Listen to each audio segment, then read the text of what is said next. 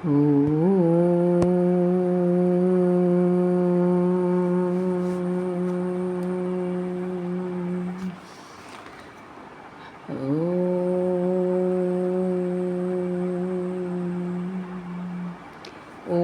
सहनाववतु सहनौ भुनक्तु सह वीर्यं करवावहै तेजस्विनावधीतमस्तु मा विद्विषावहै। ॐ शान्ति शान्ति शान्तिः। अखण्डमण्डलाकारं व्याप्तं येन चराचरं तत्पदं दर्शितं येन तस्मै श्रीगुरवे नमः। अज्ञानतिमिरान्धस्य ज्ञानाञ्जनशलाकया चक्षुरुन्मीलितं येन तस्मै श्रीगुरवे नमः।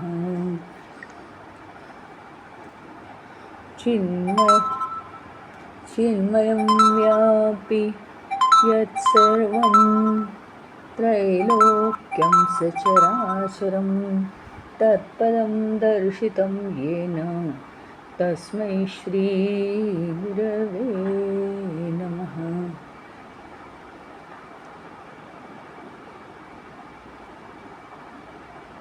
न गुरोरधिकं तत्त्वं न गुरोरधिकं तपः।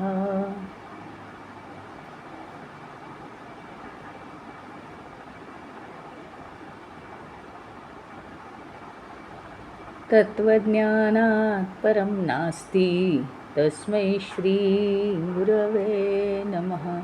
मन्नाथ श्रीजगन्नाथ मद्गुरु श्रीजगद्गुरु मदात्मा सर्वभूतात्मा तस्मै श्रीगुरवे नमः। गुरुरादिरनादिश्च गुरुः परमदैवतं गुरोर्परतरं नास्ति तस्मै श्रीगुरवे नमः। त्वमेव माता च पिता त्वमेव बन्धुश्च सखा त्वमेव विद्या द्रविणं त्वमेव सर्वं मम देवदेव त्वमेव सर्वं मम देवदेव। आता हा जो काही मंत्र आपला 6वा अनुवाक जो चालू आहे ते 6व्या अनुवाकामध्ये काय केलं आहे त्यांनी, सगळे वेगवेगळे मंत्र दिलेले नाही आहेत, एकत्रितपणे एक विचार दिलेला आहे।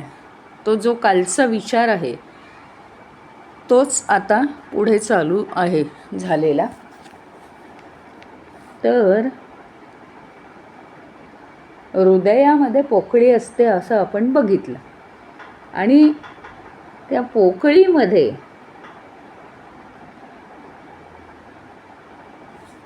तिथेच खरं म्हणजे आपल्याला परमेश्वर प्राप्त होतो। तिथेच आपल्याला सगुण साकार परमेश्वराचं दर्शन होतं। मनामध्ये पूर्णपणे जेव्हा भगवंत भरलेला असतो तेव्हा आपण ज्या ठिकाणी नमस्कार करताना हृदयाला हात लावतो तिथेच आपल्याला बरं वाटतं। कुठला जर घात झाला, आरडाओरडा झाला तर आपल्याला जो धसका बसतो तोही त्याच ठिकाणी बसतो। म्हणजे काय तर त्या हृदयाची पोकळी असते, त्या पोकळीमध्ये शांत ईश्वराचे विचार असण्याची गरज आहे। तिथेच ईश्वराचं अधिष्ठान आहे।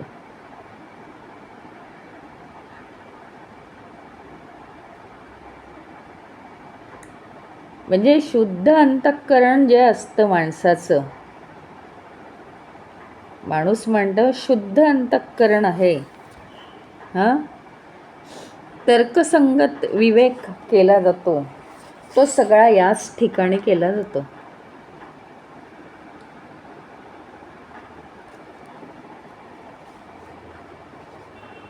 मग आता याच्यामध्ये काय केलेलं आहे, संपूर्णपणे ही जी पंचतत्व आहेत, पंचमहाभूत आहेत, त्यांचं मानवाशी कसं तादात्म्य आहे, एकरूपता कशी आहे ते इथे दाखवलेलं आहे. कारण आपण बघितलं की पृथ्वी तत्व अग्नीमध्ये नष्ट होतं. ते नष्ट झालेलं डोळ्यांना दिसतं आणि सूक्ष्म जे आहे ते वायूच्या रूपात निघून जातं. जर उन्नतीच्या मार्गाने विचार असतील तरच ते सूर्यापर्यंत वाहून नेलं जातं आणि मग सूर्य त्याला आणखीन तेज आणून, तिथे जड शरीर नसताना सुद्धा सूर्य त्याच्यामध्ये आणखीन तेज आणून ते पुढच्या मार्गाला नेण्याचं काम करतो.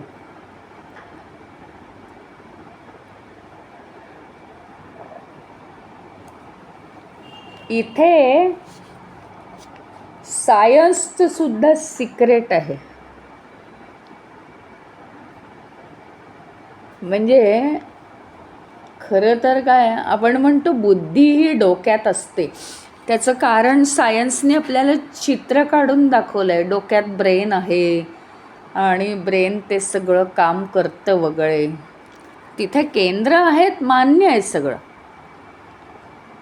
परंतु बुद्धी ही विवेकाने चालण्याचं काम ही त्या हृदयातच करते. हृदयाच्याच ठिकाणी हे सूक्ष्म मन राहतं. म्हणजे मन आणि बुद्धी त्यांनी या मंत्रामध्ये जे काही दिलेलं आहे त्याला अनुसरून मी सांगते. म्हणजे काय होतं माहिती का, प्रत्येक वेळी प्रत्येक ऋषी एका वेगळ्या अँगलनी सांगण्याचा प्रयत्न करतात. आपण कोणत्याही शब्दात अडकायचं नाही. त्यांनी हे असंच का सांगितलं, खरं म्हणजे बुद्धी डोक्यातच असतं की नाही ते राहू दे. त्यांनी कोणत्या भावनेनी कोणत्या कारणाने ते सांगितलेले ते फक्त आपण समजवून घ्यायचं. न्यूटननी सिद्धांत असाच का मांडला हे नाही आहे आपल्याला, तो कसा मांडला आहे हे मला समजावून घेतलं पाहिजे. कारण ते त्रिवार सत्य आहे. या ऋषीमुनींना अनुभवामध्ये जे दिसलं ते प्रत्येकाने आपापल्या भाषेत मांडलेलं आहे. आणि त्याच्यामुळे त्यांचं म्हणणं काय आहे इथे, तर सूक्ष्म शरीर हे हृदयात असतं. हृदय म्हणजे अंतःकरण, जे सांगितलं आपल्याला तेच. आणि म्हणून तिथे जरी जागा बदललेली दिसली तुम्हाला, मेंदूच्या ऐवजी हृदयामध्ये जरी मन आणि बुद्धी ऋषींनी आणलं असेल तरी ते एक विशिष्ट समज येण्यासाठी की सूक्ष्म शरीर हे हृदयामध्ये असतं. म्हणजे जी हृदयाची पोकळी आहे, आत्ताच सांगितल्याप्रमाणे 2 प्रकारचे अनुभव येतात. कधीतरी काहीतरी भीतीदायक, अरे बापरे असं म्हणून आपल्याला जो धक्का बसतो तो हृदयाच्याच ठिकाणी बसतो आणि ईश्वर भेटतो, मंदिरात जातो, खूप बरं वाटतं. किंवा डोकं टेकवतो आपण, तिथेही आपल्याला खूप बरं वाटतं. तर ते म्हणजे हृदयातच आहे ती जागा. आणि मग त्याच ठिकाणी बुद्धी विवेक करते. बुद्धी कुठे लांब नसते, हे सांगण्याचा उद्देश आहे. आता त्याच्या पुढचं अतिशयच महत्त्वाचं आहे. त्याच्या पुढे जे आहे ते त्यांनी सायन्स सांगितलेलं आहे. या हृदयापासून एक सूक्ष्म अशी नस म्हणजे नर्व, बारीक नस निघते. ती आपली जी जिभेचा मागचा भाग आहे, जिभेचं मागचं टोक, त्याला म्हणतात पडजीभ. हृदयापासून पडजिभेला एक नस जोडलेली आहे आणि त्या पडजिभेपासून ती पुढे कुठे जाते माहिती आहे, हृदयातून निघून पडजिभेला स्पर्श करते आणि पुढे ती जाते संपूर्ण जिथे सहस्रार चक्र आहे डोक्याच्या मध्यभागात, तिथे ती नर्व पोचलेली असते.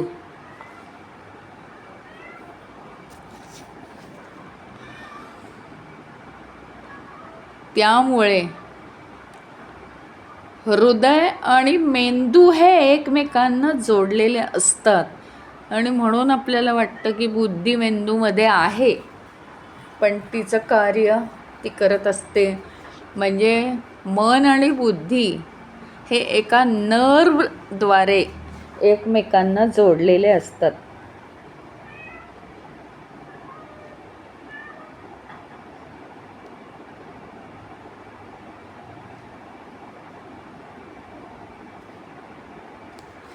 आता म्हणजे काय आहे की आजूबाजूचं जे विश्व आहे, आपण हे सगळं समजावून घेतलं पाहिजे. इथे तर हे फक्त शब्द आहेत, मंत्राचे शब्द, पण आपण हेच समजावून घेतलं पाहिजे. आजूबाजूचं जे आपलं विश्व आहे, आजूबाजूचं जे विश्व आहे त्यात घडणाऱ्या घटनांचा परिणाम आपल्या मनावर म्हणजे आपल्या हृदयावर होत असतो. आणि आपल्या हृदयावर परिणाम होऊन ती नस आपल्या मेंदूला जोडलेली असते. आपल्या मेंदूमध्ये स्मृती विभाग जो आहे, त्या स्मृती विभागात नको नको त्या स्मृती आपण कोरून ठेवतो. आणि मग काय आहे माहिती का, हे सूक्ष्म शरीरच आपलं जीवन चालवतं. याही जीवनात ते चालवतं आणि पुढेही अनेक जन्मांमध्ये ते सूक्ष्म शरीरच आपलं जीवन चालवत राहतं. कोणतंही शरीर त्याला मिळू दे, त्याला काही फरक पडत नाही. आणि ते पृथ्वीवरती या जगामध्ये कुठेही असू दे, त्याला काही फरक पडत नाही. आजूबाजूच्या म्हणजे किती सायंटिफिक आहे हे उपनिषद ते बघा. आजूबाजूच्या चांगल्या असो, वाईट असो, आनंदी असो, दुःखी असो, सगळ्या घटना ॲब्झॉर्ब केल्या जातात, शोषल्या जातात हृदयामध्ये. हृदयावर परिणाम होत असतो. कधी थोडासा होतो, कधी जास्त होतो, कधी एकदम धक्का बसतो, कधी आपण त्या धक्क्यातनं बाहेरच निघत नाही, कधी खूप आनंद होतो आणि कधी खूप अहंकार रूपी आनंद होतो आणि कित्येक वर्ष तो आनंद तसाच राहतो. म्हणजे हे जे सगळे आपल्यावर होणारे परिणाम आहेत त्याला काय आपला मेंदू जोडलेला आहे. त्याची स्मृती विभाग जो आहे, मेमरी, ती मेमरी आहे ना, मोबाईलसारखी मेमरी डिलीट करता येत नाही. मोबाईलच्या पुढे गेलेलं आहे मानवी, हे ब्रह्मदेवाने निर्माण केलेलं आहे. परमेश्वराची ती क्रिएशन आहे, निर्मिती आहे. ते तसं नाही होणार. मोबाईल हे एक यंत्र आहे साधं, त्याच्यामुळे ते डिलीट होत नाही. आणि सूक्ष्म शरीरच जर सगळं जीवन चालवतं तर पुढचे अनेक जन्म आता त्याच्या कपॅसिटीमध्ये बसलं नाही तर सर्वसाधारणपणे 100 वर्ष एक शरीर चांगलं चालतं. नंतर ते शरीराचे हाल होण्यापेक्षा ते उचलून घेतं आणि पुढे ते दुसरं शरीर त्याला देतं. आत्ता म्हटल्याप्रमाणे हे सूक्ष्म शरीरच हा देह चालवतं. देह कोणतेही वेगळे वेगळे असू देत, त्याला फरक पडत नाही. तो त्याचं कार्य करत राहतो. जितक्यापर्यंत त्याच्याकडे मटेरियल आहे तितक्यापर्यंत तो ही जन्मांची प्रोसेस चालू ठेवतो. आणि म्हणून श्रीकृष्ण भगवान जे सांगतात सर्वसामान्य माणसाला, फॉरगेट द पास्ट, भूतकाळ विसरान. तो भूतकाळ किती आहे? एक क्षणापूर्वीचा सुद्धा भूतकाळ आहे. म्हणजे केलेल्या कर्माचा तुम्हाला अहंकार राहत नाही. दुःखद घटना झाली आहे त्याचा तुमच्या मनावर परिणाम होत नाही. पुरस्कार मिळाला आहे त्याचा तुम्हाला फार अति आनंद होत नाही.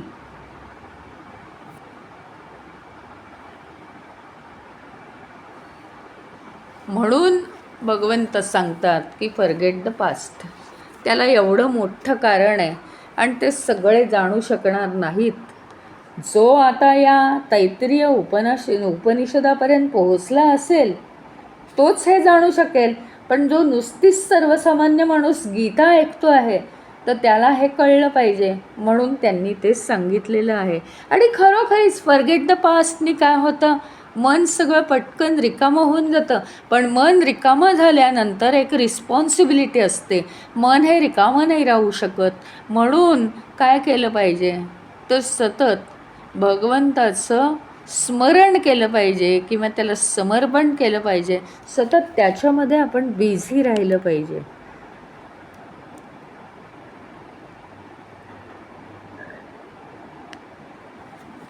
आत्ता सांगितल्याप्रमाणे ही जी हृदयातून निघालेली पडजिभेला टच करून ती पुढे मध्य डोक्यापर्यंत, माथ्यापर्यंत, माथा म्हणजे काय, डोक्याचा बरोबर मध्यभाग, तिथपर्यंत जाणारी ही जी नाडी आहे तिला सुषुम्ना नाडी म्हणतात.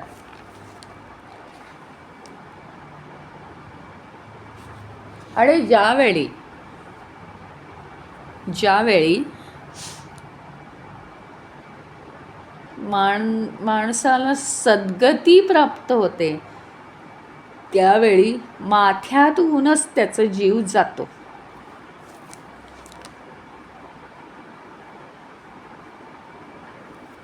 मग आता ह्याला काय केलं पाहिजे तर आपण म्हणतो काय,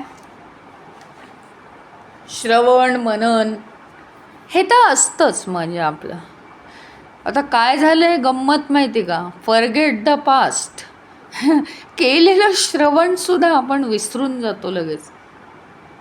मनन करायचं हेही विसरून जातो. केलेलं मननसुद्धा भगवंताबद्दल आपण विसरून जातो. असं सोयीस्कर रीतीने फॉरगेट द पास्ट नाही आहे. तर श्रवण मनन तर पाहिजे, पण ते श्रवण मनन विसरू नाही भगवंताचं. म्हणून निधिध्यासन केलं पाहिजे. तुम्ही म्हणाला तर निधिध्यासन कसं करायचं, आम्ही तर संसार करतो, आम्हाला काही दुसरं आहे की नाही. मग निधिध्यासन म्हणजे ईश्वराचं सतत स्मरण करायचं, किंवा मी कोण आहेचं सतत स्मरण करायचं, याला म्हणायचं निधिध्यासन. निधिध्यासन म्हणजे कंटिन्युएटी ऑफ द सेम थॉट. एकाच विचाराची पुनरावृत्ती मनामध्ये असणं, की भगवंत सगुण साकार असू दे, निर्गुण निराकार असू दे, त्याचंच सतत मनन, त्याचा ध्यास लागणं म्हणजे निधिध्यासन.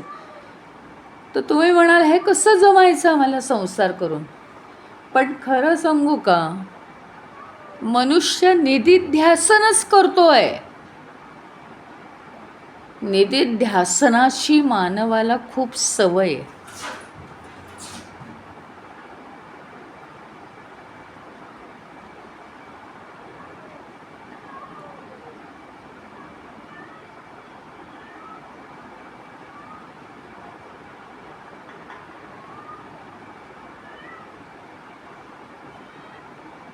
आणि निधिध्यासनामुळे माणसाला जन्म मिळालेले आहेत. निधिध्यासन केल्यामुळेच जन्म मिळालेत. निधिध्यासन याचा अर्थ repetition of the same thought. सतत रिपीटेशन आहे ठराविक गोष्टींचं. कोणी आपल्याला दुखावलं आहे, याने मला दुखावलं आहे, मग तेच रिपीटेशन. काहीतरी दुःखद घटना झाली, मग तेच तेच तेच तेच परत आठवायचं. काहीतरी आपल्याला बक्षीस मिळालेलं आहे, तेच तेच तेच तेच आठवायचं. हे जे मायेमधले किंवा संसारामधले सगळे विचार आहेत त्याचं रिपीटेशन, कुठल्याही गोष्टीचं रिपीटेशन इज इक्वल टू ते बनणं.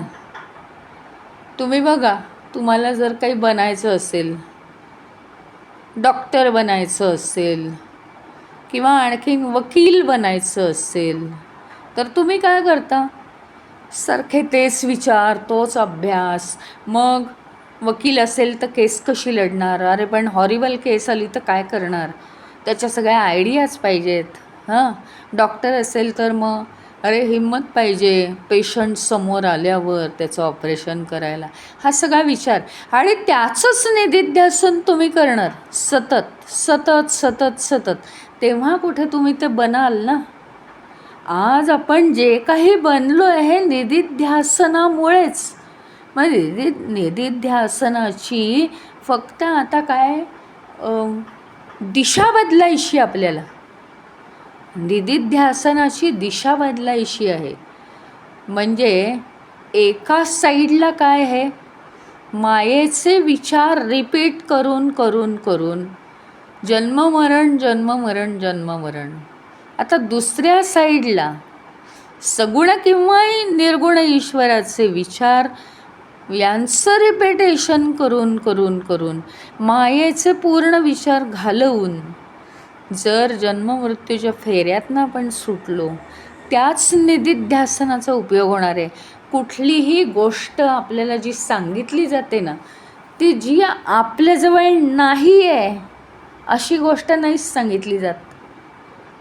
म्हणजे पूर्वीच्या काळात माणसाकडे लिखाणाची साधनं नव्हती आणि वाचन येत नव्हतं. त्यामुळे परंपरा काय आली, गुरूंनी शिकवायचं आणि मुलांनी ऐकून शिकायचं आणि पाठ करायचं.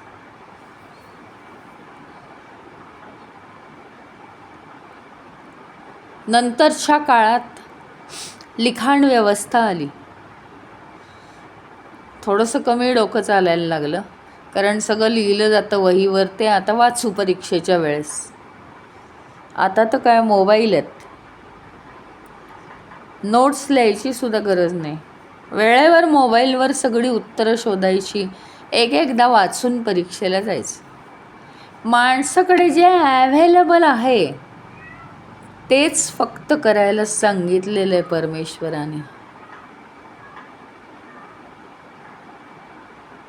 निदिध्यासन हे मनुष्य करत आलाय आणि तो निदिध्यासन हे सहज करू शकेल ह्याच्यासाठीच त्यांनी निदिध्यासन करावं. तो करतोच आहे, पण नको त्या गोष्टींचं निदिध्यासन होत आहे. एक विचार, आपण आपली गंमत बघावी, जर एक विचार दुसऱ्यांदा परत आला, आपण पाहावं, स्वतःला ऑब्झर्व करावं. एक विचार आपल्याला दुसऱ्यांदा परत येतो म्हणजे आपलं फेल्युअर आहे. हां ठीक आहे, आपल्याला स्मरण करून द्यायला एखादा विचार आला असेल तर आपण लगेच उठावं आणि ते करून टाकावं, अरे हो ते करायचं राहिलं. पण ते सोडून जर इतर एक विचार आला आपल्या मनामध्ये आणि परत परत तो येतोय, हे आपलं फेल्युअर आहे. नको त्या गोष्टींचं निदिध्यासन होत आहे आणि नको त्या गोष्टींचं निदिध्यासन करण्यातच आपल्याला अहंकाराने गुंतवून ठेवलेलं आहे. म्हणून ही सगळी करामत आहे अनेक जन्मांची. अनेक जन्म प्राप्त करणं हा आपला खरोखरीच पराक्रम आहे. कारण मायेच्या विश्वामध्ये जन्म घेणं आणि ती सगळी माया सतत अशी बाजूला करत करत पुढे जाणं, तरुण जाणं मी म्हणणारच नाही. तरुण जाऊ शकत नाही आपण कोलमडतोय सारखे त्याच्यात, नाकातोंडात पाणी जाते. तरुण जायचं असेल तर भगवंताचंच नाव घेतलं पाहिजे, भगवंताला शरण गेलं पाहिजे, भगवंताच्या चरणावर डोकं ठेवलं पाहिजे सारखं, बाबा रे. आणि खरोखरी आत्ता जे सांगितलं ना, हृदयाची पोकळी असते ना, त्या हृदयाच्या पोकळीत आपल्याला हा विचार फील झाला पाहिजे की अरे भगवंता, खरंच मी काही नाही रे करू शकत. भगवंताला सांगायला काही हरकत नाही आहे ना, बाकीच्यांना तर सांगत नाही आहे ना तुम्ही कोणाला. लोकांपुढे काही जाऊन हात नाही पसरते. भगवंता, खरंच माझी कपॅसिटी नाही. तू मला तारुण्य, तू मला मायेचा मोह माझा कमी कर. तू मला आत्मप्राप्तीकडे ओढून ने. माझे विचार चांगले तू कर भगवंता. एकही माझ्या मनात वाईट विचार येऊ देऊ नको. आहे का एवढी समर्पणाची तयारी?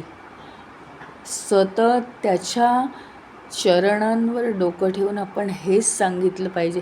इथे ती हृदयाची गुहा मोकळी होते. इथे ते सगळे विचार आपले नष्ट होतात. इथे अंतःकरण शुद्ध होतं. जेव्हा मी खूप केपेबल हे ईश्वराला सुद्धा सांगतो. बाह्य जगात हे आपल्याला दाखवावं लागतं, हे कबूल आहे. ईश्वर हीच ते करण्याची जागा नाही. ईश्वरच आपल्याला उभा करतो. त्याच्या समोर जाऊन काय मिरवणार आपण?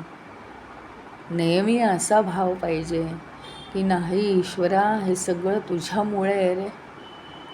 माझी काहीही, एक मानव, एक अपूर्ण जीव म्हणून माझी काहीही कपॅसिटी नाही आहे. सगळी तुझी लीला आहे. जे चांगलं, जे वाईट, तुझ्या कृपेने होणार आहे. दुःख आहे तर तो आपल्याला दुःख देतो असा भाव नाही आहे. ती आमची करणी आहे. आता काय करणार? मग काय प्रार्थना करू शकतो की ठीक आहे, माझ्या कर्माची फळं आहेत ना, फक्त मला या दुःखात उभं राहण्याची तू ताकद दे, एवढंच मी मागीन.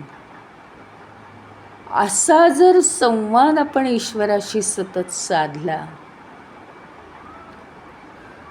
तर ती ईश्वरी शक्ती आपल्या मागे उभी राहते. आणि मग आहे ना, मग जगाचं काही पडत नाही. कारण तोच ईश्वर जिथे आपण नम्र होत असतो ना, तो ऑब्झर्व करत असतो. पुन्हा मायेमध्ये जाऊन हा मनुष्य काय मर्दुमकी गाजवतोय, कुणाला तो खालच्या दर्जानी वागवतोय, कुणाशी तो वाईट वागतोय, कुणाशी हलक्या प्रतीचे विचार करतोय, हे सगळं ईश्वर ऑब्झर्वच करत असतो. म्हणजे ते काम इतकं सोपं नाही आहे. आपलं अंतःकरण अतिशय शुद्ध असायला पाहिजे आणि ईश्वराशी अतिशय समर्पित भावानेच आपण नेहमी वागलं पाहिजे. खरोखरीच समर्पण करण्याचं ते एक ठिकाण आहे. आणि आपलं म्हणजे काय होतं त्याच्यामुळे, समर्पित झाल्यामुळे आपल्या हृदयाची पोकळी ही रिकामी होत जाते आणि त्याच्यामध्ये ते ईश्वर तत्व अधिष्ठान पावत जातं. ईश्वर तत्वाचं अधिष्ठान हृदयात आहेच, त्याला तेज चढत जातं. पण तेज चढण्याचं काम, आता पितळेची भांडी दमट हवेमध्ये खराब होतात, सारखी सारखी घासावी लागतात. त्याच्याप्रमाणे जरी भगवंताच्या प्रेरणेने जरी हृदयामध्ये त्या आपल्या ह्याला भावनेला तेज चढत असलं तरीसुद्धा ते पुन्हा पुन्हा तेजच चढवावं लागतं. सोन्याला चांदीला पुन्हा पुन्हा पॉलिश करावं लागतं वापरल्यावर. तसं प्रत्येक आपल्या विचाराला तेज चढलं पाहिजे, ईश्वरी विचार झाला पाहिजे. हा आपण प्रयत्न केला पाहिजे.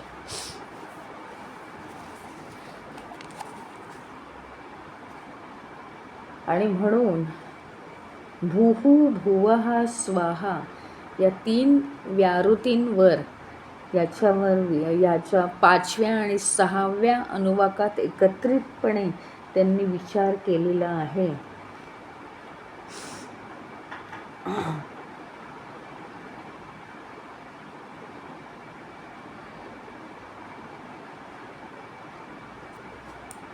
आणि त्याच्यामुळे मनुष्य काय होतो, जडस्वरूपात अग्नीमध्ये, सूक्ष्म स्वरूपात वायूमध्ये त्याच्याहून सूक्ष्म स्वरूपात सूर्यामध्ये तो वास्तव्य करतो आणि मग अशा रीतीने तो अंतिमतः ब्रह्मामध्ये वास्तव्य करतो.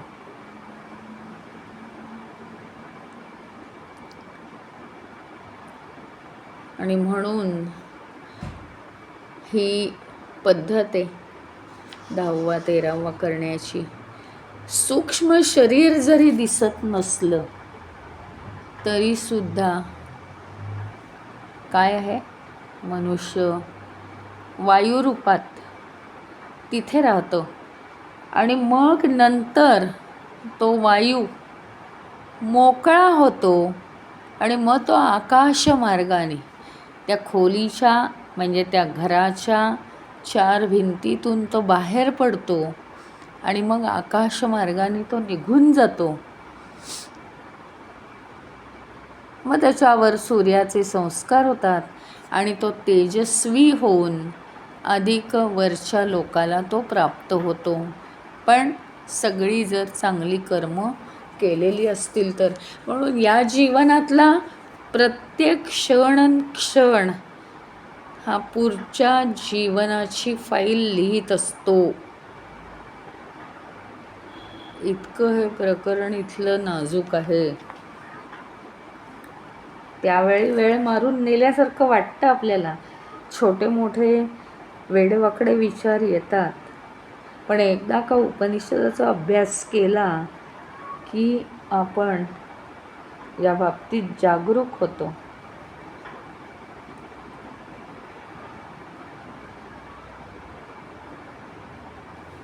मग मृत्यूसमयी हा जो वायू आहे वायुरूपात झालेला, तो कुठे जातो?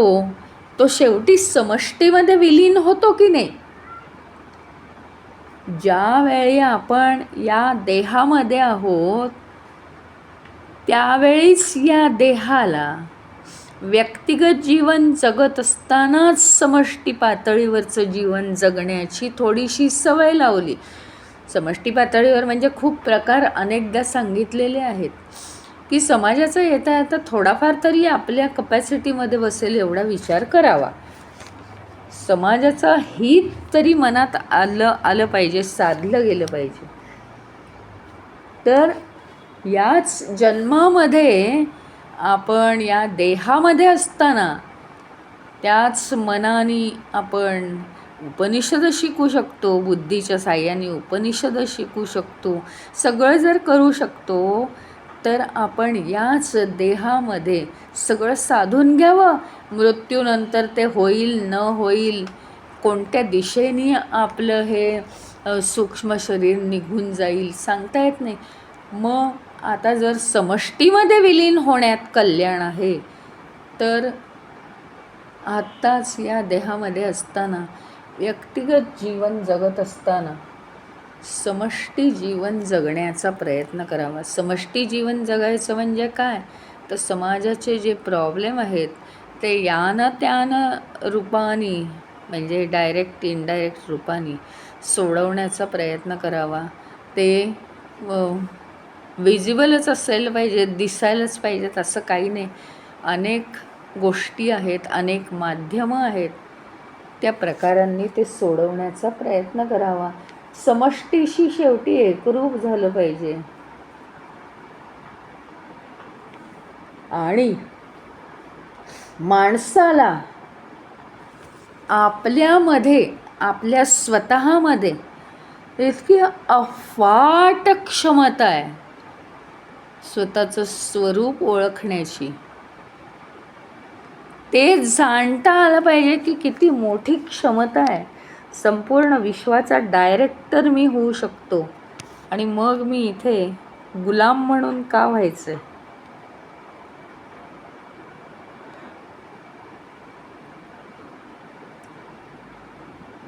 क्षमता आपल्याला कळली पाहिजे आणि मग त्या क्षमतेची अनुभूती घेता आली पाहिजे.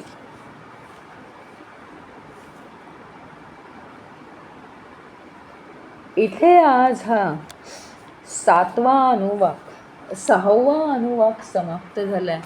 5 आणि 6 हे अनुवाक भूः भुवः स्वाहा महः या विषयांवर होते. वेगवेगळ्या प्रकारांनी त्याचं मनन केलेलं आहे. ओम